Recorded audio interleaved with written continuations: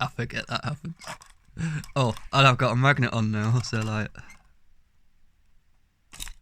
boom, and that is one like 5mm magnet. So yeah, I ground out the back to follow around the motor, 2mm gap all the way around. I ground and cut off, spot the difference. So I cut the back of that bit off on this side, and with the Dremel ground out loads so that again, but I work with a mill. There's absolutely nothing. Like the only bits left now are these the lugs on the side of the servo, which I'm going to grind those down next, because at an extreme angle it just catches, only just, but if I take 2mm off there, there's like going to be absolutely no catchy. So I didn't want a massive stack of magnets on here next to a motor, so I went through my drone bits and found a standoff. I picked out a few different ones, and then on the bottom there's a screw holding that down, like so that's solid. Pick it up just from that point.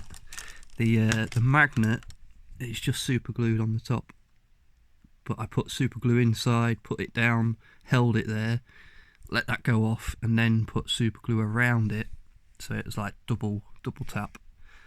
I've already pointed out my safety pin for the quick release on the body, on the top. So for me to get my clearance, for it to be equal,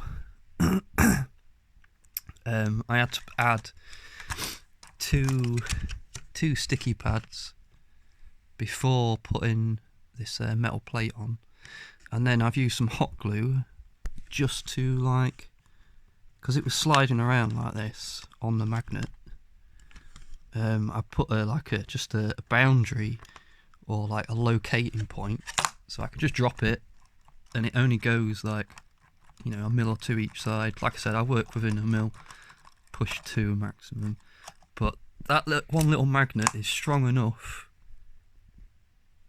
on its own just to pick all that up. So that's all good. Body's on. One thing I didn't mention was the orange finger. I don't care, that's my signature, innit? The orange finger. Dear. Right, so the I used 2 little brass washers on each of the suspension posts. Now they're really hard to come by, and you don't really get many of them. I think there was only 7 in the kit, but luckily I had another kit from this frame, and that had a couple in it, so I managed to get 8. But yeah, that packs off the. You could just see the screw coming through. If I had a longer screw, I'd put a little nut on the back, but yeah, it holds. They were drilled out smaller than some of the other holes, so that the screw actually seats in, and that's it. Really happy with the front. Like I said, they are going to grind those 2 bits off, and the shortcut on the magnet, that's great.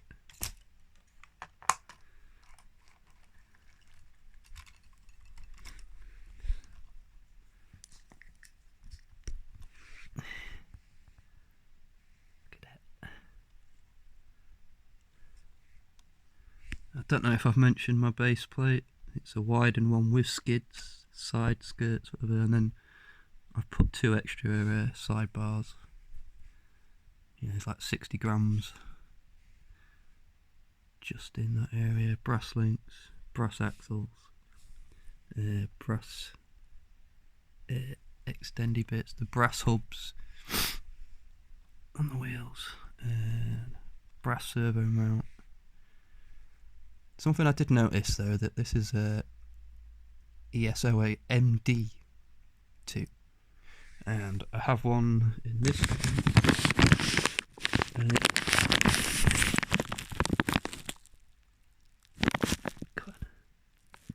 it has MA, so that's an analog, and this is a digital. For those that don't know about the A and the D, I put my thing back on, but it's all like loose and floppy now. I don't know if I've used the right screws, but yeah, I'm not bothered. I'm ready to go test it. Flex. There's I was going to use these tyres, but the faff of swapping tyres on these things, you know, once you've done all four. But that I can pretty much fit.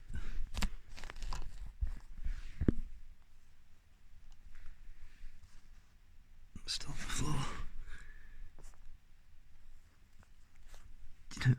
Tyre and a half, and it's like full flex. Yeah. Still on the floor. It's awesome. But yeah, to the next room.